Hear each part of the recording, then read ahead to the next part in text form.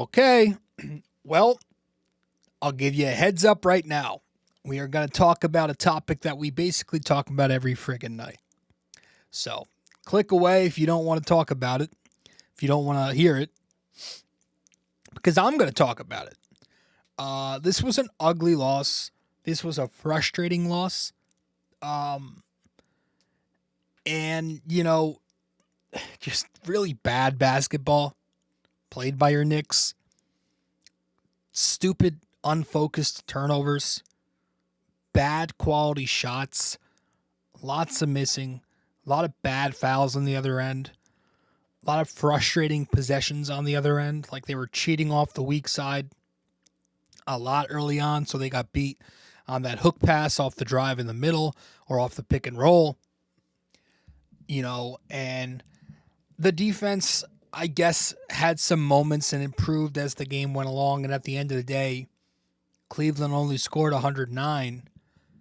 But the offense was really the problem. It got worse and worse. And despite that, somehow the Knicks went into the half still in the game. I think they were down only 6 at the time. But they come out of the second half with absolutely nothing. Delay a game at the very top. Harden gets a bucket. Brunson misses his free throw. A 3-point foul on the other end. Cat turns it over. All of that happened successively. And I almost turned the game off right there. I swear to God, I almost did. But I stuck around and watched a miserable third quarter, which we'll touch on. And then I watched a few minutes of the fourth quarter. I gave them one last shot before I officially picked up my remote, hit the power button, and went upstairs to watch The Sopranos. Again, man, this is like, it's a joke at this point because I hate to do this. But guess what? Last night was a prime example of what we've been talking about. There was not enough space on the floor. There were incorrect matchups on the floor. And how does that happen? Well, you guessed it. Lineup combinations. And that isn't, it's a gigantic issue. Maybe that's too strong of a word, but it's kind of a big issue that you just have to hope goes away in the playoffs. Maybe Mike Brown's experimenting.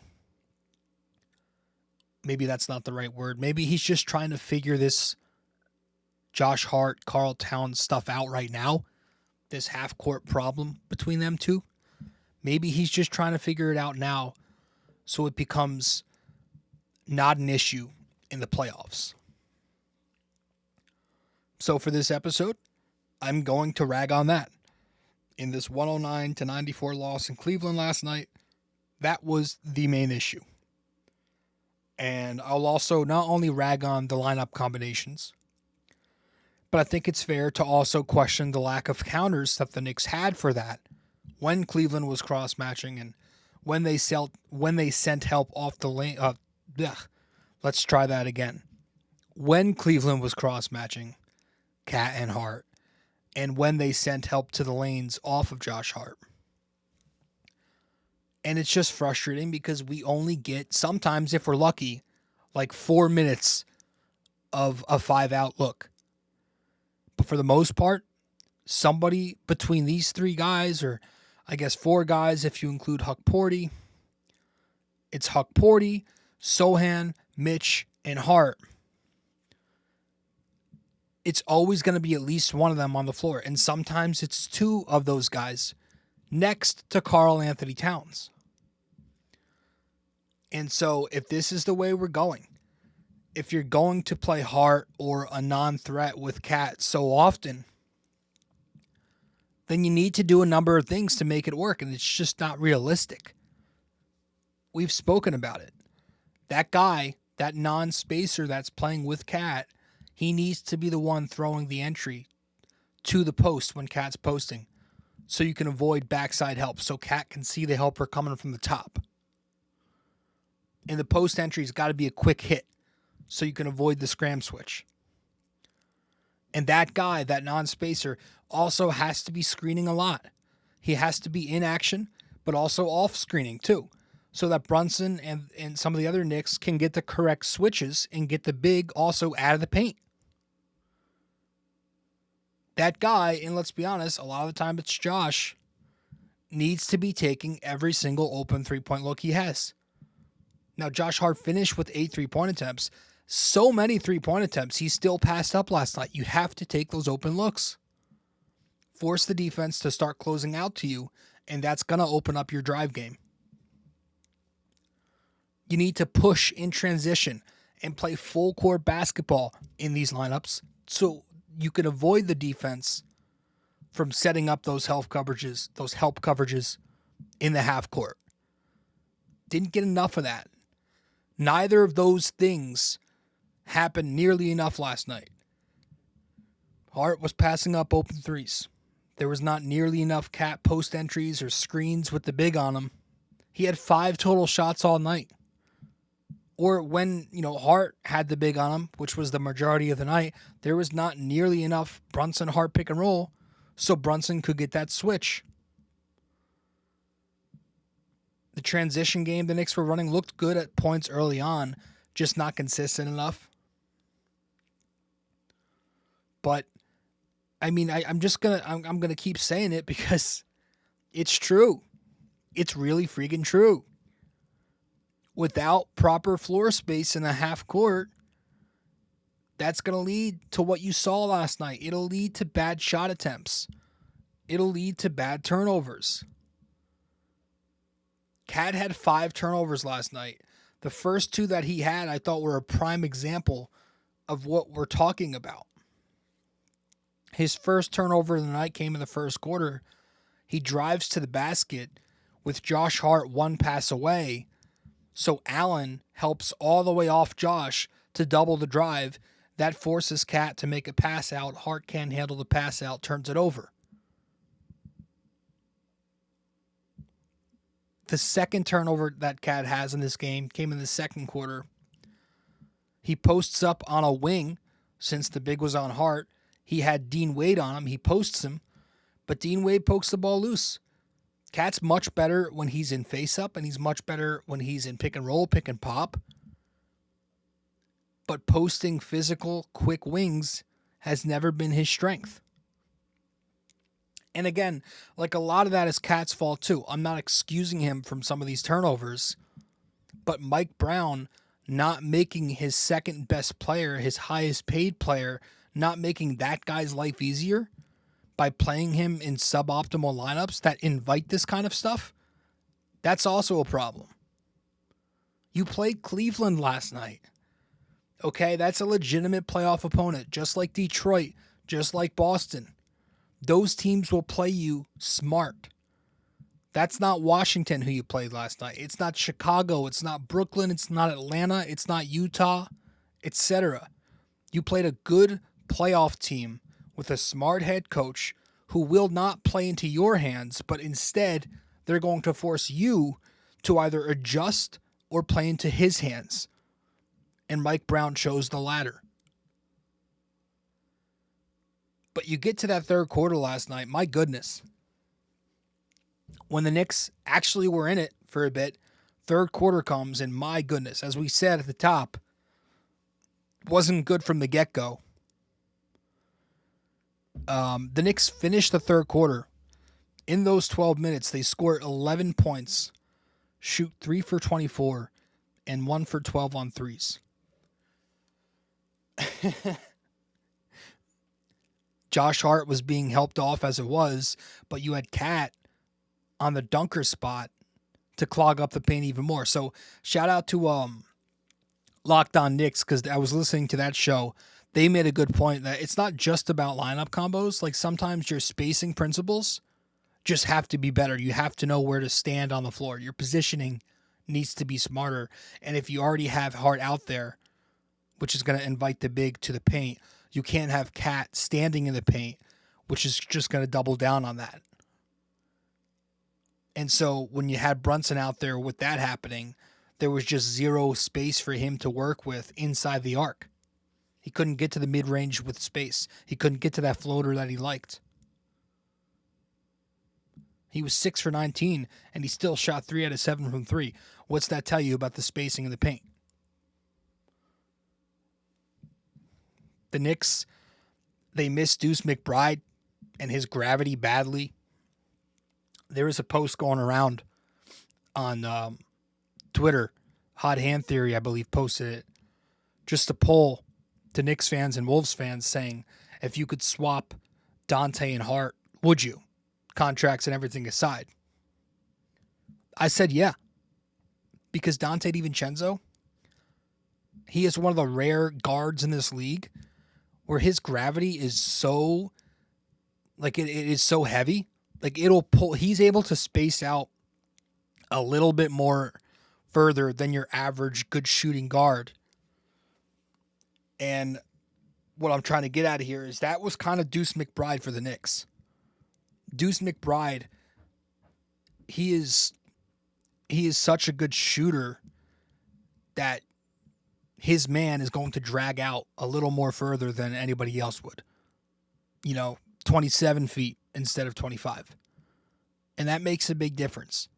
So the Knicks right now don't have that type of gravity. The best 5-out look they can go to includes Shamet. So if that's barely enough to go to 4-out spacing so often and sometimes 3-out spacing, it's just wild. And I'm not going to sit here and act like I know everything. I'm not going to sit here and pretend that I have all the answers and Mike Brown, the second consecutive Knicks coach, is stupid and dumb and needs to be fired. I think that's an insane take. Because like I said, I think there's more factors to it. I think some of it could be political. The contract that Josh Hart has, and Josh Hart is obviously very friendly with the Brunsons and, Leon Rose and that whole tie. I think some of it is just, like we said, Mike Brown trying to figure this out.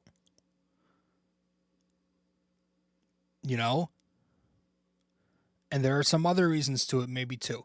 But I don't think it's just stupidity. Maybe he's saving his best looks for the playoffs. That's you've heard that before. So while I don't always agree with that, like they are reasons, So you just hope that this isn't something that they live and die with and it becomes the bottom line once they get into the summertime and are playing the Cavs or the Pistons or Boston, whoever it is, in the first round. Second round, whatever. So we're going to head to a break, get back and wrap up with whatever we need to wrap up with. Stick with us. Quick break here, guys. Stay connected with BD4 on social media. Follow us on Instagram and X at BD4Pod and find us on Facebook by searching BD4. Don't miss out. Join the conversation. Want more BD4? Subscribe to our YouTube channel and never miss an episode. Hit that like button, drop a comment, and share with your fellow fans. Don't forget to ring that bell so you're always the first to know when a new video drops. Love BD4 but don't have the time to sit down and watch? Don't forget to subscribe on Apple Podcasts and Spotify so you never miss an episode. And if you're enjoying the show, leave us a 5-star rating and a quick review. It helps us grow and keeps the conversation going. Okay, welcome back to the show, episode 1011. I am tired of this conversation. That's either going to be the thumbnail or title somehow, but yeah, I hate doing this part because it's the regular season. We hand out game balls no matter win or lose. Man, I have no freaking clue what two players are going to get the game ball. If you are a recurring listener, we hand one out from the starting unit and the second unit. And I can't go to Josh Hart because of all the issues that we just discussed. I can't really go to Brunson because he didn't have a good game. he was just like, you didn't feel him. You certainly can't go to Mikal Bridges. I mean, he had he was 6 for 17. You know, I didn't feel his defense was great. OG Anunoby, forget about that. I mean, that guy's been lost for a minute now. Karl Towns, it just feels weird going to him because this whole thing was also about him not being optimized. And you look up, he was 14 points, 7 rebounds, not good numbers, but he was 5 for 5. He just didn't get touches, and part of that's what we just talked about. But I guess Karl Towns, and then you go to the second unit. I gotta say, Jose Alvarado, I know he wasn't supposed to be like a huge acquisition. Not too impressed with what he's shown so far. I thought we'd be getting a little bit more. Maybe that's just too high of an expectation. Jeremy Sohan, can't give it to him. I mean, I just miss when Mo Diawara was more than a, 10th man. I wish he would play more and get those extra 5 minutes, but can't go to him. Shamet did not have himself a good game. I think Mitchell Robinson was solid off the bench. He finishes with 11 points, 16 rebounds. Of course, 8 of them were on the offensive glass. Continues to dominate there. The free throws, whatever. Mitch was a positive impact last night. So I think that's the short thing from the second unit at least. Mitch has 13 game balls now in the season. But, good Christ. Just not a good game. And that's all we got. Up next for your Knicks. Well, they've got 2 days off. They've got today off. They've got tomorrow off. And then they're in Milwaukee on Friday to play a bad Bucks team to close out the month of February. So we'll see what happens then. The Knicks are so far 2-2, right, after the break. So they look to get their third win in 5 games. It'd be nice. But with that said, the Knicks, they got to start winning because they are 3rd or 4th now in the East. I really thought this would be a much better year. I don't want to sit here and complain too much, but I thought this team would be cruising in first. At the very worst, second place would be theirs. It's tough. Let's get to our trivia and get out of here. And our trivia tonight, we stole this from the MSG telecast. So if you paid attention to that, you'll know the answer. But who is the only head coach beside Mike Brown to coach both the Knicks and Cavs? Okay? Who is the only head coach beside Mike Brown to coach both the Knicks and Cavs? So let me know the answer wherever you can reach me. We're going to wrap this one right here. I don't want to talk about this team right now. Hopefully it gets better. But man, you just can't help but to think of the prospects of what this team could be had they played different lineups these past 2 seasons. Whatever. Appreciate you all tuning in. That's our trivia. That's our episode. Knicks Cavs 109-94. Hopefully we can bounce back with a win on Friday night. Later. Hey guys, thank you for listening to BD4. Be sure to follow us on social media, subscribe to us on YouTube, and give us a 5-star rating on Apple Podcasts. We'll see you next time.